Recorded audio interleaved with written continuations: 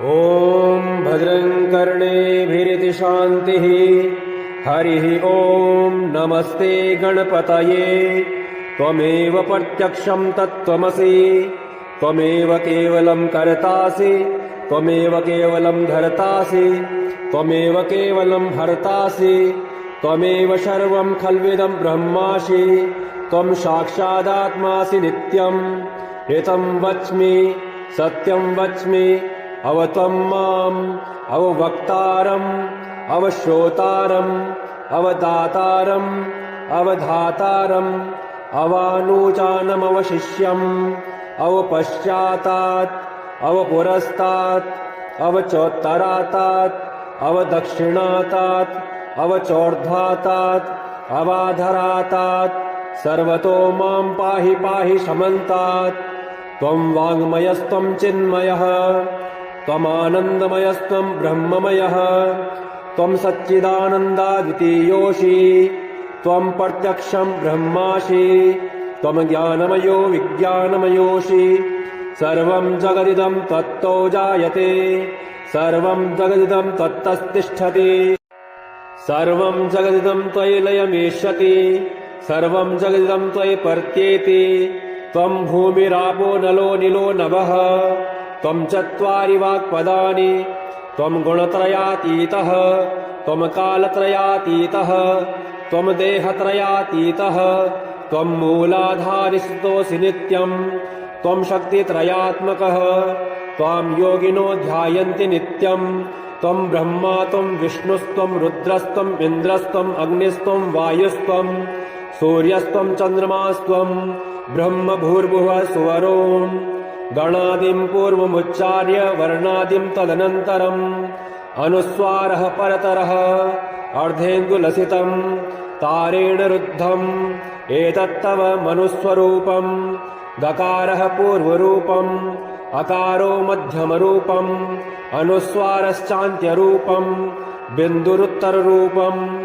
नादः सन्धानम् सहिता सन्धिः, शैषा गणेशविद्या गणकऋषिः निर्चद्गायत्री छन्दः। श्रीमहागणपतिर्देवता। ॐ गं गणपतये नमः। एकदन्ताय विद्महे वक्रतुण्डाय धीमहि तन्नो दन्ति प्रचोदयात्। एकदन्तं चतुर्हस्तं पाशमङ्कुशधारिणम् अभयं वरदं हस्तैर्बिभ्राणं मूषकध्वजम्। रक्तं लम्बोदरं शूर्पकर्णकं रक्तवाससं रक्तगन्धानुलिप्ताङ्गं रक्तपुष्पैः सुपूजितं। भक्तानुकम्पिनं देवं जगत्कारणमच्युतम् आविर्भूतं च सृष्ट्यादौ प्रकृतेः पुरुषात् परम्। एवं ध्यायति यो नित्यं स योगी योगिनां वरः। नमो व्रातपतये नमो गणपतये नमः। प्रमथपतये नमस्ते स्थूलम्बोदरायैकदन्ताय विघ्नविनाशिने शिवसुताय श्रीवरदमूर्तये नमो नमः। हरिः ॐ। हरिः ॐ नमस्ते गणपतये। त्वमेव प्रत्यक्षं तत्त्वमसि, त्वमेव केवलं कर्तासि, त्वमेव केवलं धर्तासि, त्वमेव केवलं हर्तासि, त्वमेव सर्वं खल्विदं ब्रह्मासि, त्वं साक्षादात्मासि नित्यं। ऋतं वच्मि सत्यं वच्मि, अवत्वं माम् अववक्तारम् अवश्रोतारम् अवदातारम् अवधातारम् अवानुचानमवशिष्यम् अवपश्चातात् अवपुरस्तात् अवचोत्तरातात् अवदक्षिणातात् अवचोर्ध्वातात् अवाधरातात् सर्वतो मां पाहि पाहि समन्तात्। त्वं वाङ्मयस्त्वं चिन्मयः, त्वमानन्दमयस्त्वं ब्रह्ममयः, त्वं सच्चिदानन्दाद्वितीयोऽसि, त्वं प्रत्यक्षं ब्रह्मासि, त्वं ज्ञानमयो विज्ञानमयोऽसि। सर्वं जगदिदं तत्तो जायते, सर्वं जगदिदं तत्तस्तिष्ठति, सर्वं जगदिदं त्वयि लयमेष्यति, सर्वं जगदिदं त्वयि पर्त्येति।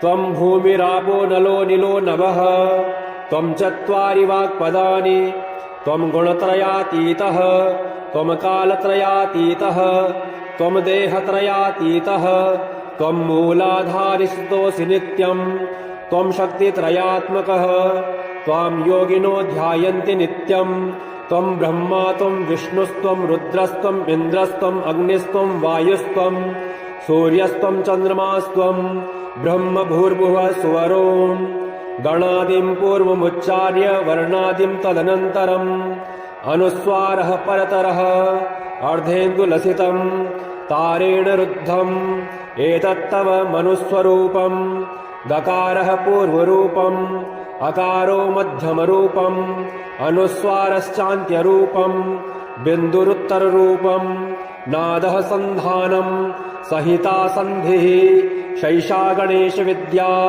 गणकऋषिः निर्चद्गायत्री छन्दः श्रीमहागणपतिर्देवता ॐ गं गणपतये नमः एकदन्ताय विद्महे वक्रतुण्डाय धीमहि तन्नो दन्तिः प्रचोदयात् एकदन्तं चतुर्हस्तं पाशमङ्कुशधारिणम् अभयं वरदं हस्तैर्बिभ्राणं मूषकध्वजम् रक्तं लम्बोदरं शूर्पकर्णकं रक्तवाससं रक्तगन्धानुलिप्ताङ्गं रक्तपुष्पैः सुपूजितम् भक्तानुकम्पिनं देवं जगत्कारणमच्युतम् आविर्भूतं च सृष्ट्यादौ प्रकृतेः पुरुषात् परम् एवं ध्यायति यो नित्यं स योगी योगिनां वरः नमो व्रातपतये नमो गणपतये नमः प्रमथपतये नमस्ते स्थूलम्बोदरायैकदन्ताय विघ्नविनाशिने शिवसुताय श्रीवरदमूर्तये नमो नमः। हरिः ॐ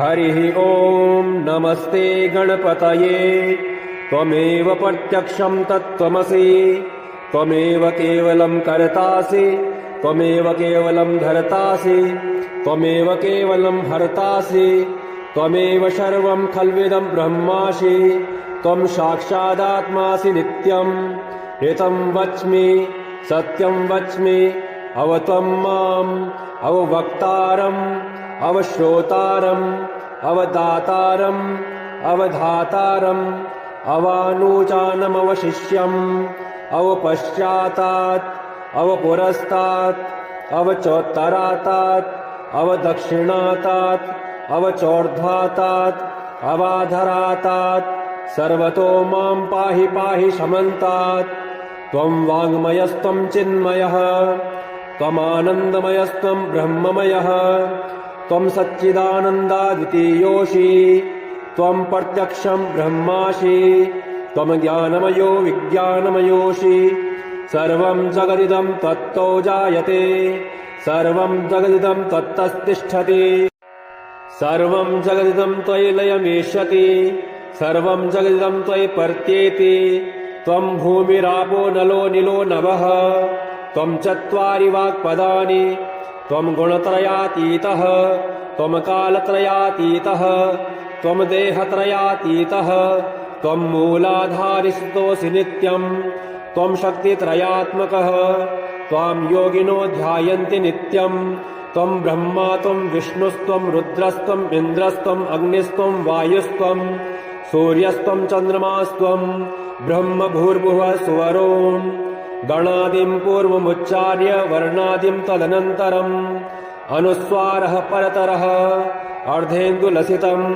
तारेण रुद्धम् एतत्तव मनुस्वरूपम् दकारः पूर्वरूपम् अकारो मध्यमरूपम् अनुस्वारश्चान्त्यरूपम् बिन्दुरुत्तररूपम् नादः सन्धानम् सहिता सन्धिः शैषा गणेशविद्या गणकऋषिः निर्चद्गायत्री छन्दः श्रीमहागणपतिर्देवता ॐ गं गणपतये नमः एकदन्ताय विद्महे वक्रतुण्डाय धीमहि तन्नो दन्तिः प्रचोदयात् एकदन्तं चतुर्हस्तं पाशमङ्कुशधारिणम् अभयं वरदं हस्तैर्बिभ्राणं मूषकध्वजम् रक्तं लम्बोदरं शूर्पकर्णकं रक्तवाससं रक्तगन्धानुलिप्ताङ्गं रक्तपुष्पैः सुपूजितम् भक्तानुकम्पिनं देवं जगत्कारणमच्युतम् आविर्भूतं च सृष्ट्यादौ प्रकृतेः पुरुषात् परम् एवं ध्यायति यो नित्यं स योगी योगिनां वरः नमो व्रातपतये नमो गणपतये नमः प्रमथपतये नमस्ते लम्बोदरायैकदन्ताय विघ्नविनाशिने शिवसुताय श्रीवरदमूर्तये नमो नमः। हरिः ॐ नमस्ते गणपतये त्वमेव प्रत्यक्षं तत्त्वमसि त्वमेव केवलं कर्तासि त्वमेव केवलं धर्तासि त्वमेव केवलं हर्तासि त्वमेव सर्वं खल्विदं ब्रह्मासि त्वं साक्षादात्मासि नित्यं ऋतं वच्मि सत्यं वच्मि अवत्वं माम् अववक्तारम् अवश्रोतारम् अवदातारम् अवधातारम् अवानुचानमवशिष्यम् अवपश्चातात् अवपुरस्तात् अवचोत्तरातात् अवदक्षिणातात् अवचोर्ध्वातात् अवाधरातात् सर्वतो मां पाहि पाहि समन्तात् त्वं वाङ्मयस्त्वं चिन्मयः त्वमानन्दमयस्त्वं ब्रह्ममयः त्वं सच्चिदानन्दाद्वितीयोऽसि त्वं प्रत्यक्षं ब्रह्मासि त्वं ज्ञानमयो विज्ञानमयोऽसि सर्वं जगदिदं तत्तो जायते सर्वं जगदिदं तत्तस्तिष्ठति सर्वं जगदिदं त्वयि लयमेष्यति सर्वं जगदिदं त्वयि पर्त्येति त्वं भूमिरापो नलो निलो नभः त्वं चत्वारि वाक्पदानि त्वं गुणत्रयातीतः त्वं कालत्रयातीतः त्वं देहत्रयातीतः त्वं मूलाधारिस्थितोऽसि नित्यम् त्वं शक्तित्रयात्मकः त्वां योगिनो ध्यायन्ति नित्यम् त्वं ब्रह्मा त्वं विष्णुस्त्वं रुद्रस्त्वम् इन्द्रस्त्वम् अग्निस्त्वं वायुस्त्वं सूर्यस्त्वं चन्द्रमास्त्वं ब्रह्म भूर्भुवः सुवरों गणादिं पूर्वमुच्चार्य वर्णादिं तदनन्तरम् अनुस्वारः परतरः अर्धेन्दुलसितम् तारेण रुद्धम् एतत्तव मनुस्वरूपम् गकारः पूर्वरूपम् अकारो मध्यमरूपम् अनुस्वारश्चान्त्यरूपम् बिन्दुरुत्तररूपम् नादः सन्धानम् सहिता सन्धिः शैषा गणेशविद्या गणकऋषिः निर्चद्गायत्री छन्दः श्रीमहागणपतिर्देवता ॐ गं गणपतये नमः एकदन्ताय विद्महे वक्रतुण्डाय धीमहि तन्नो दन्ति प्रचोदयात् एकदन्तं चतुर्हस्तं पाशमङ्कुशधारिणम् अभयं वरदं हस्तैर्बिभ्राणं मूषकध्वजम् रक्तं लम्बोदरं शूर्पकर्णकं रक्तवाससं रक्तगन्धानुलिप्ताङ्गं रक्तपुष्पैः सुपूजितम् भक्तानुकम्पिनं देवं जगत्कारणमच्युतम् आविर्भूतं च सृष्ट्यादौ प्रकृतेः पुरुषात् परम् एवं ध्यायति यो नित्यं स योगी योगिनां वरः नमो व्रातपतये नमो गणपतये नमः प्रमथपतये नमस्ते लम्बोदरायैकदन्ताय विघ्नविनाशिने शिवसुताय श्रीवरदमूर्तये नमो नमः। हरिः ॐ नमस्ते गणपतये त्वमेव प्रत्यक्षं तत्त्वमसि त्वमेव केवलं कर्तासि त्वमेव केवलं धर्तासि त्वमेव केवलं हर्तासि त्वमेव सर्वं खल्विदं ब्रह्मासि त्वं साक्षादात्मासि नित्यं ऋतं वच्मि सत्यं वच्मि अवत्वं माम् अववक्तारम् अवश्रोतारम् अवदातारम् अवधातारम् अवानुचानमवशिष्यम् अवपश्चातात् अवपुरस्तात् अवचोत्तरातात् अवदक्षिणातात् अवचोर्ध्वातात् अवाधरातात् सर्वतो मां पाहि पाहि समन्तात् त्वं वाङ्मयस्त्वं चिन्मयः त्वमानन्दमयस्त्वं ब्रह्ममयः त्वं सच्चिदानन्दाद्वितीयोऽसि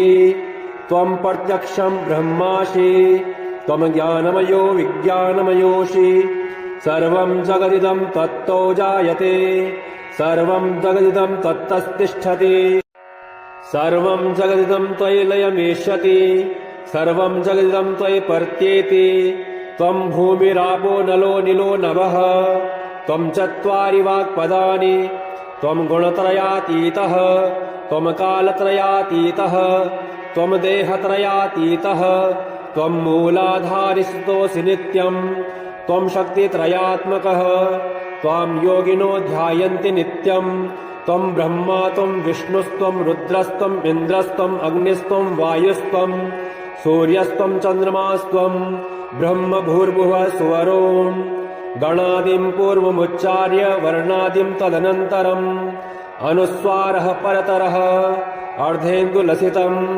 तारेण रुद्धम् एतत्तव मनुस्वरूपम् गकारः पूर्वरूपम् अकारो मध्यमरूपम् अनुस्वारश्चान्त्यरूपम् बिन्दुरुत्तररूपम् नादः सन्धानम् सहिता सन्धिः शैषा गणेशविद्या गणकऋषिः निर्चद्गायत्री छन्दः श्रीमहागणपतिर्देवता ॐ गं गणपतये नमः एकदन्ताय विद्महे वक्रतुण्डाय धीमहि तन्नो दन्ति प्रचोदयात् एकदन्तं चतुर्हस्तं पाशमङ्कुशधारिणम् अभयं वरदं हस्तैर्बिभ्राणं मूषकध्वजम् रक्तं लम्बोदरं शूर्पकर्णकं रक्तवाससं रक्तगन्धानुलिप्ताङ्गं रक्तपुष्पैः सुपूजितं भक्तानुकम्पिनं देवं जगत्कारणमच्युतम् आविर्भूतं च सृष्ट्यादौ प्रकृतेः पुरुषात् परम् एवं ध्यायति यो नित्यं स योगी योगिनां वरः नमो व्रातपतये नमो गणपतये नमः प्रमथपतये नमस्ते लम्बोदरायैकदन्ताय विघ्नविनाशिने शिवसुताय श्रीवरदमूर्तये नमो नमः हरिः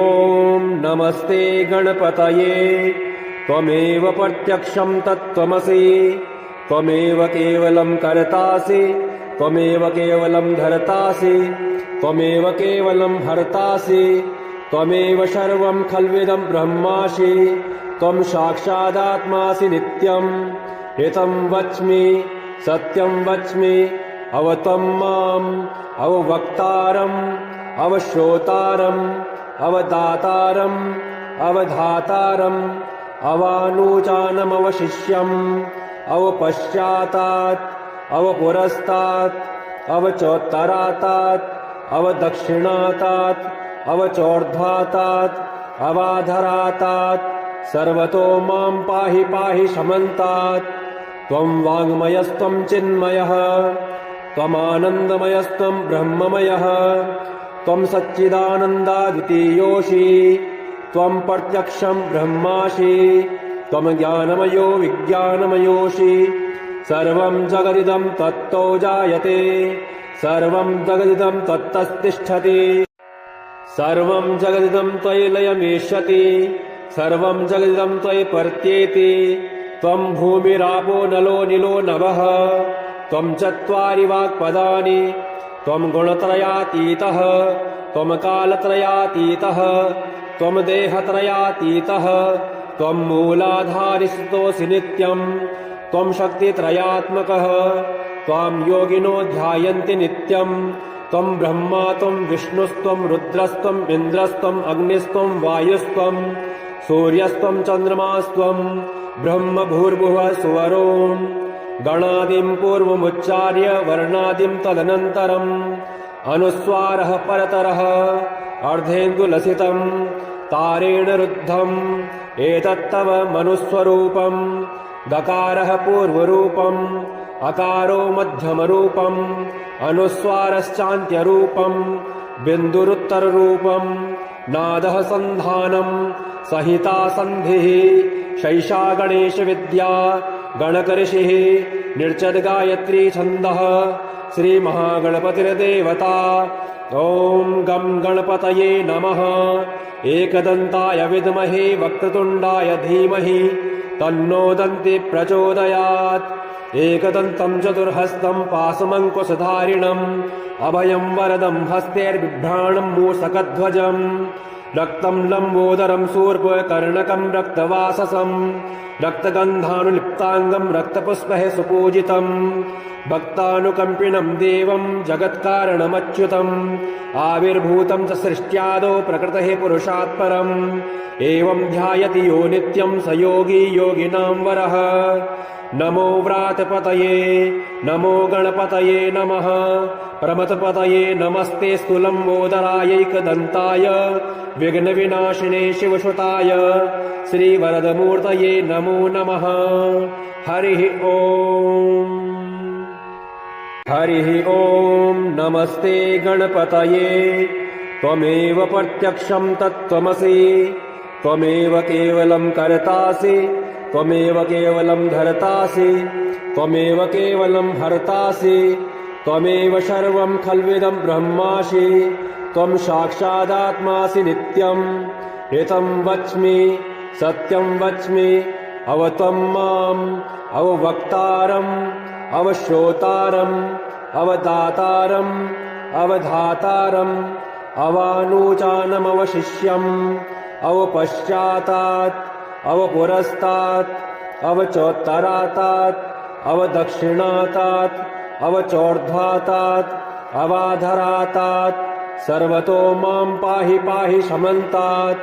त्वं वाङ्मयस्त्वं चिन्मयः त्वमानन्दमयस्त्वं ब्रह्ममयः त्वं सच्चिदानन्दाद्वितीयोऽसि त्वं प्रत्यक्षं ब्रह्मासि त्वं ज्ञानमयो विज्ञानमयोऽसि सर्वं जगदिदं तत्तो जायते सर्वं जगदिदं तत्तस्तिष्ठति सर्वं जगदिदं त्वयि लयमेष्यति सर्वं जगदिदं त्वयि पर्त्येति त्वं भूमिरापो नलो निलो नभः त्वं चत्वारि वाक्पदानि त्वं गुणत्रयातीतः त्वं कालत्रयातीतः त्वं देहत्रयातीतः त्वं मूलाधारिस्थितोऽसि नित्यम् त्वं शक्तित्रयात्मकः त्वां योगिनो ध्यायन्ति नित्यम् त्वं ब्रह्मा त्वं विष्णुस्त्वं रुद्रस्त्वम् इन्द्रस्त्वम् अग्निस्त्वं वायुस्त्वं सूर्यस्त्वं चन्द्रमास्त्वं ब्रह्म भूर्भुवः सुवरोन् गणादिं पूर्वमुच्चार्य वर्णादिं तदनन्तरम् अनुस्वारः परतरः अर्धेन्दुलसितं तारेण रुद्धम् एतत्तव मनुस्वरूपम् दकारः पूर्वरूपम् अकारो मध्यमरूपम् अनुस्वारश्चान्त्यरूपम् बिन्दुरुत्तररूपम् नादः सन्धानम् सहिता सन्धिः शैषा गणेशविद्या गणकऋषिः निर्चद्गायत्री छन्दः श्रीमहागणपतिर्देवता। ॐ गं गणपतये नमः। एकदन्ताय विद्महे वक्रतुण्डाय धीमहि तन्नो दन्ति प्रचोदयात्। एकदन्तं चतुर्हस्तं पाशमङ्कुशधारिणम् अभयं वरदं हस्तैर्बिभ्राणं मूषकध्वजम् रक्तं लम्बोदरं शूर्पकर्णकं रक्तवाससं रक्तगन्धानुलिप्ताङ्गं रक्तपुष्पैः सुपूजितम् भक्तानुकम्पिनं देवं जगत्कारणमच्युतम् आविर्भूतं च सृष्ट्यादौ प्रकृतेः पुरुषात् परम् एवं ध्यायति यो नित्यं स योगी योगिनां वरः। नमो व्रातपतये नमो गणपतये नमः। प्रमथपतये नमस्ते स्थूलम्बोदरायैकदन्ताय विघ्नविनाशिने शिवसुताय श्रीवरदमूर्तये नमो नमः। हरिः ॐ हरिः ॐ। नमस्ते गणपतये त्वमेव प्रत्यक्षं तत्त्वमसि त्वमेव केवलं कर्तासि त्वमेव केवलं धर्तासि त्वमेव केवलं हर्तासि त्वमेव सर्वं खल्विदं ब्रह्मासि त्वं साक्षादात्मासि नित्यम्। ऋतं वच्मि सत्यं वच्मि अवत्वं माम् अववक्तारम् अवश्रोतारम् अवदातारम् अवधातारम् अवानुचानमवशिष्यम् अवपश्चातात् अवपुरस्तात् अवचोत्तरातात् अवदक्षिणातात् अवचोर्ध्वातात् अवाधरातात् सर्वतो मां पाहि पाहि समन्तात्। त्वं वाङ्मयस्त्वं चिन्मयः त्वमानन्दमयस्त्वं ब्रह्ममयः त्वं सच्चिदानन्दाद्वितीयोऽसि त्वं प्रत्यक्षं ब्रह्मासि त्वं ज्ञानमयो विज्ञानमयोऽसि। सर्वं जगदिदं तत्तो जायते सर्वं जगदिदं तत्तस्तिष्ठति सर्वं जगदिदं त्वयि लयमेष्यति सर्वं जगदिदं त्वयि पर्त्येति। त्वं भूमिरापो नलो निलो नभः त्वं चत्वारि वाक्पदानि त्वं गुणत्रयातीतः त्वं कालत्रयातीतः त्वं देहत्रयातीतः त्वं मूलाधारिस्तोऽसि नित्यं त्वं शक्तित्रयात्मकः त्वां योगिनो ध्यायन्ति नित्यं। त्वं ब्रह्मा त्वं विष्णुस्त्वं रुद्रस्त्वं इन्द्रस्त्वं अग्निस्त्वं वायुस्त्वं सूर्यस्त्वं चन्द्रमास्त्वं ब्रह्म भूर्भुवः सुवरों। गणादिं पूर्वमुच्चार्य वर्णादिं तदनन्तरम् अनुस्वारः परतरः अर्धेन्दुलसितं तारेण रुद्धम् एतत्तव मनुस्वरूपम्। गकारः पूर्वरूपम् अकारो मध्यमरूपम् अनुस्वारश्चान्त्यरूपम् बिन्दुरुत्तररूपम्। नादः सन्धानम् सहिता सन्धिः शैषा गणेशविद्या गणकऋषिः निर्चद्गायत्री छन्दः श्रीमहागणपतिर्देवता। ॐ गं गणपतये नमः। एकदन्ताय विद्महे वक्रतुण्डाय धीमहि तन्नो दन्ति प्रचोदयात्। एकदन्तं चतुर्हस्तं पाशमङ्कुशधारिणम् अभयं वरदं हस्तैर्बिभ्राणं मूषकध्वजम् रक्तं लम्बोदरं शूर्पकर्णकं रक्तवाससं रक्तगन्धानुलिप्ताङ्गं रक्तपुष्पैः सुपूजितं भक्तानुकम्पिनं देवं जगत्कारणमच्युतम् आविर्भूतं च सृष्ट्यादौ प्रकृतेः पुरुषात् परम् एवं ध्यायति यो नित्यं स योगी योगिनां वरः। नमो व्रातपतये नमो गणपतये नमः प्रमथपतये नमस्ते स्थूलम्बोदरायैकदन्ताय विघ्नविनाशिने शिवसुताय श्रीवरदमूर्तये नमो नमः। हरिः ॐ नमस्ते गणपतये त्वमेव प्रत्यक्षं तत्त्वमसि त्वमेव केवलं कर्तासि त्वमेव केवलं धर्तासि त्वमेव केवलं हर्तासि त्वमेव सर्वं खल्विदं ब्रह्मासि त्वं साक्षादात्मासि नित्यं।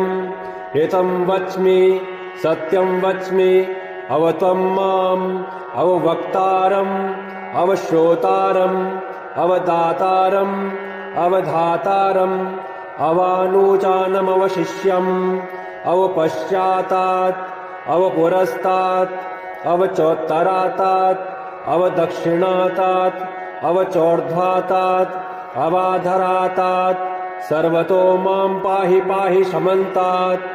त्वं वाङ्मयस्त्वं चिन्मयः त्वमानन्दमयस्त्वं ब्रह्ममयः त्वं सच्चिदानन्दाद्वितीयोऽसि त्वं प्रत्यक्षं ब्रह्मासि त्वं ज्ञानमयो विज्ञानमयोऽसि। सर्वं जगदिदं तत्तो जायते सर्वं जगदिदं तत्तस्तिष्ठति सर्वं जगदिदं त्वयि लयमेष्यति सर्वं जगदिदं त्वयि पर्त्येति। त्वं भूमिरापो नलो निलो नभः त्वं चत्वारि वाक्पदानि त्वं गुणत्रयातीतः त्वं कालत्रयातीतः त्वं देहत्रयातीतः त्वं मूलाधारिस्तोऽसि नित्यं त्वं शक्तित्रयात्मकः त्वां योगिनो ध्यायन्ति नित्यं।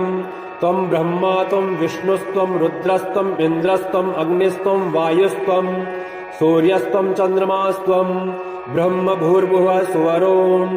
गणादिं पूर्वमुच्चार्य वर्णादिं तदनन्तरम् अनुस्वारः परतरः अर्धेन्दुलसितं तारेण रुद्धम् एतत्तव मनुस्वरूपम्। गकारः पूर्वरूपम् अकारो मध्यमरूपम् अनुस्वारश्चान्त्यरूपम् बिन्दुरुत्तररूपम् नादः सन्धानम् सहिता सन्धिः शैषा गणेशविद्या गणकऋषिः निर्चद गायत्री छन्दः श्रीमहागणपतिर्देवता। ॐ गं गणपतये नमः। एकदन्ताय विद्महे वक्रतुण्डाय धीमहि तन्नो दन्ति प्रचोदयात्। एकदन्तं चतुर्हस्तं पाशमङ्कुशधारिणम् अभयं वरदं हस्तैर्बिभ्राणं मूषकध्वजम् रक्तं लम्बोदरं शूर्पकर्णकं रक्तवाससं रक्तगन्धानुलिप्ताङ्गं रक्तपुष्पैः सुपूजितम् भक्तानुकम्पिनं देवं जगत्कारणमच्युतम् आविर्भूतं च सृष्ट्यादौ प्रकृतेः पुरुषात् परम् एवं ध्यायति यो नित्यं स योगी योगिनां वरः। नमो व्रातपतये नमो गणपतये नमः। प्रमथपतये नमस्ते स्थूलम्बोदरायैकदन्ताय विघ्नविनाशिने शिवसुताय श्रीवरदमूर्तये नमो नमः। हरिः ॐ। हरिः ॐ। नमस्ते गणपतये त्वमेव प्रत्यक्षं तत्त्वमसि त्वमेव केवलं कर्तासि त्वमेव केवलं धर्तासि त्वमेव केवलं हर्तासि त्वमेव सर्वं खल्विदं ब्रह्मासि त्वं साक्षादात्मासि नित्यम्। ऋतं वच्मि सत्यं वच्मि अवत्वं माम् अववक्तारम् अवश्रोतारम् अवदातारम् अवधातारम् अवानुचानमवशिष्यम् अवपश्चातात् अवपुरस्तात् अवचोत्तरातात् अवदक्षिणातात् अवचोर्ध्वातात् अवाधरातात् सर्वतो मां पाहि पाहि समन्तात्। त्वं वाङ्मयस्त्वं चिन्मयः त्वमानन्दमयस्त्वं ब्रह्ममयः त्वं सच्चिदानन्दाद्वितीयोऽसि त्वं प्रत्यक्षं ब्रह्मासि त्वं ज्ञानमयो विज्ञानमयोऽसि सर्वं जगदिदं तत्तो जायते सर्वं जगदिदं तत्तस्तिष्ठति सर्वं जगदिदं त्वयि लयमेष्यति सर्वं जगदिदं त्वयि पर्त्येति। त्वं भूमिरापो नलो निलो नभः त्वं चत्वारि वाक्पदानि त्वं गुणत्रयातीतः त्वं कालत्रयातीतः त्वं देहत्रयातीतः त्वं मूलाधारिस्तोऽसि नित्यम् त्वं शक्तित्रयात्मकः त्वां योगिनो ध्यायन्ति नित्यम्। त्वं ब्रह्मा त्वं विष्णुस्त्वं रुद्रस्त्वं इन्द्रस्त्वं अग्निस्त्वं वायुस्त्वं सूर्यस्त्वं चन्द्रमास्त्वं ब्रह्म भूर्भुवः सुवरों गणादिं पूर्वमुच्चार्य वर्णादिं तदनन्तरम् अनुस्वारः परतरः अर्धेन्दुलसितं तारेण रुद्धम् एतत्तव मनुस्वरूपम्। गकारः पूर्वरूपम् अकारो मध्यमरूपम् अनुस्वारश्चान्त्यरूपम् बिन्दुरुत्तररूपम् नादः सन्धानम् सहिता सन्धिः शैषा गणेशविद्या गणकऋषिः निर्चद गायत्री छन्दः श्रीमहागणपतिर्देवता। ॐ गं गणपतये नमः। एकदन्ताय विद्महे वक्रतुण्डाय धीमहि तन्नो दन्ति प्रचोदयात्। एकदन्तं चतुर्हस्तं पाशमङ्कुशधारिणम् अभयं वरदं हस्तैर्बिभ्राणं मूषकध्वजम् रक्तं लम्बोदरं शूर्पकर्णकं रक्तवाससं रक्तगन्धानुलिप्ताङ्गं रक्तपुष्पैः सुपूजितम् भक्तानुकम्पिनं देवं जगत्कारणमच्युतम् आविर्भूतं च सृष्ट्यादौ प्रकृतेः पुरुषात् परम् एवं ध्यायति यो नित्यं स योगी योगिनां वरः। नमो व्रातपतये नमो गणपतये नमः। प्रमथपतये नमस्ते स्थूलम्बोदरायैकदन्ताय विघ्नविनाशिने शिवसुताय श्रीवरदमूर्तये नमो नमः। हरिः ॐ। हरिः ॐ।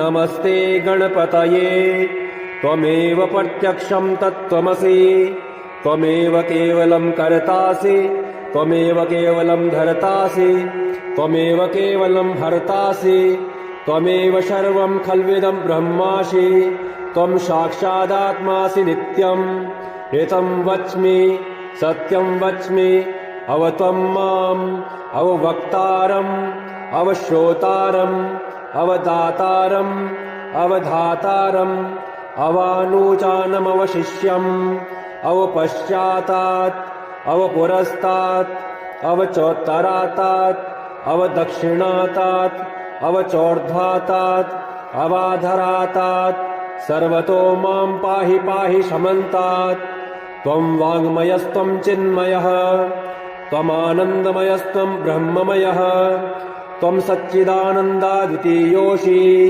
त्वं प्रत्यक्षं ब्रह्मासि त्वं ज्ञानमयो विज्ञानमयोऽसि सर्वं जगदिदं तत्तो जायते सर्वं जगदिदं तत्तस्तिष्ठति सर्वं जगदिदं त्वयि लयमेष्यति सर्वं जगदिदं त्वयि पर्त्येति त्वं भूमिरापो नलो निलो नभः त्वं चत्वारि वाक्पदानि त्वं गुणत्रयातीतः त्वं कालत्रयातीतः त्वं देहत्रयातीतः त्वं मूलाधारिस्तोऽसि नित्यम् त्वं शक्तित्रयात्मकः त्वां योगिनो ध्यायन्ति नित्यम् त्वं ब्रह्मा त्वं विष्णुस्त्वं रुद्रस्त्वम् इन्द्रस्त्वम् अग्निस्त्वं वायुस्त्वं सूर्यस्त्वं चन्द्रमास्त्वं ब्रह्म भूर्भुवः सुवरों गणादिं पूर्वमुच्चार्य वर्णादिं तदनन्तरम् अनुस्वारः परतरः अर्धेन्दुलसितं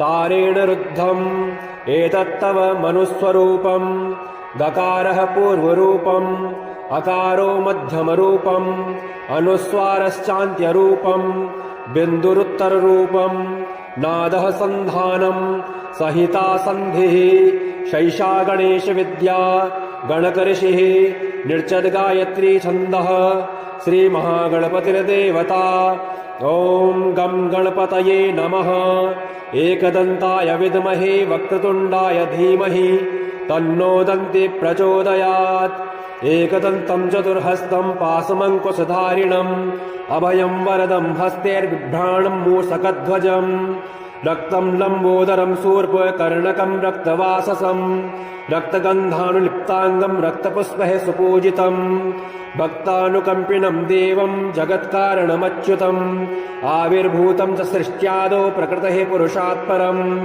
एवं ध्यायति यो नित्यं स योगी योगिनां वरः नमो व्रातपतये नमो गणपतये नमः प्रमथपतये नमस्ते स्थूलम्बोदरायैकदन्ताय विघ्नविनाशिने शिवसुताय श्रीवरदमूर्तये नमो नमः हरिः ॐ नमस्ते गणपतये त्वमेव प्रत्यक्षं तत्त्वमसि त्वमेव केवलं कर्तासि त्वमेव केवलं धर्तासि त्वमेव केवलं हर्तासि त्वमेव सर्वं खल्विदं ब्रह्मासि त्वं साक्षादात्मासि नित्यम् एतं वच्मि सत्यं वच्मि अवत्वं माम् अववक्तारम् अवश्रोतारम् अवदातारम् अवधातारम् अवानुचानमवशिष्यम् अवपश्चातात् अवपुरस्तात् अवचोत्तरातात् अवदक्षिणातात् अवचोर्ध्वातात् अवाधरातात् सर्वतो मां पाहि पाहि समन्तात् त्वं वाङ्मयस्त्वं चिन्मयः त्वमानन्दमयस्त्वं ब्रह्ममयः त्वं सच्चिदानन्दाद्वितीयोऽसि त्वं प्रत्यक्षं ब्रह्मासि त्वं ज्ञानमयो विज्ञानमयोऽसि सर्वं जगदिदं तत्तो जायते सर्वं जगदिदं तत्तस्तिष्ठति सर्वं जगदिदं त्वयि लयमेष्यति सर्वं जगदिदं त्वयि पर्त्येति त्वं भूमिरापो नलो निलो नभः त्वं चत्वारि वाक्पदानि त्वं गुणत्रयातीतः त्वं कालत्रयातीतः त्वं देहत्रयातीतः त्वं मूलाधारिस्तोऽसि नित्यम् त्वं शक्तित्रयात्मकः त्वां योगिनो ध्यायन्ति नित्यम् त्वं ब्रह्मा त्वं विष्णुस्त्वं रुद्रस्त्वम् इन्द्रस्त्वम् अग्निस्त्वं वायुस्त्वं सूर्यस्त्वं चन्द्रमास्त्वं ब्रह्म भूर्भुवः सुवरों गणादिं पूर्वमुच्चार्य वर्णादिं तदनन्तरम् अनुस्वारः परतरः अर्धेन्दुलसितं तारेण रुद्धम् एतत्तव मनुस्वरूपम् गकारः पूर्वरूपम् अकारो मध्यमरूपम् अनुस्वारश्चान्त्यरूपम् बिन्दुरुत्तररूपम् नादः सन्धानम् सहिता सन्धिः शैषा गणेशविद्या गणकऋषिः निर्चद्गायत्री छन्दः श्रीमहागणपतिर्देवता। ॐ गं गणपतये नमः। एकदन्ताय विद्महे वक्रतुण्डाय धीमहि तन्नो दन्ति प्रचोदयात्। एकदन्तं चतुर्हस्तं पाशमङ्कुशधारिणम् अभयं वरदं हस्तैर्बिभ्राणं मूषकध्वजम् रक्तं लम्बोदरं शूर्पकर्णकं रक्तवाससं रक्तगन्धानुलिप्ताङ्गं रक्तपुष्पैः सुपूजितम् भक्तानुकम्पिनं देवं जगत्कारणमच्युतम् आविर्भूतं च सृष्ट्यादौ प्रकृतेः पुरुषात् परम् एवं ध्यायति यो नित्यं स योगी योगिनां वरः। नमो व्रातपतये नमो गणपतये नमः। प्रमथपतये नमस्ते स्थूलम्बोदरायैकदन्ताय विघ्नविनाशिने शिवसुताय श्रीवरदमूर्तये नमो नमः। हरिः ओम्।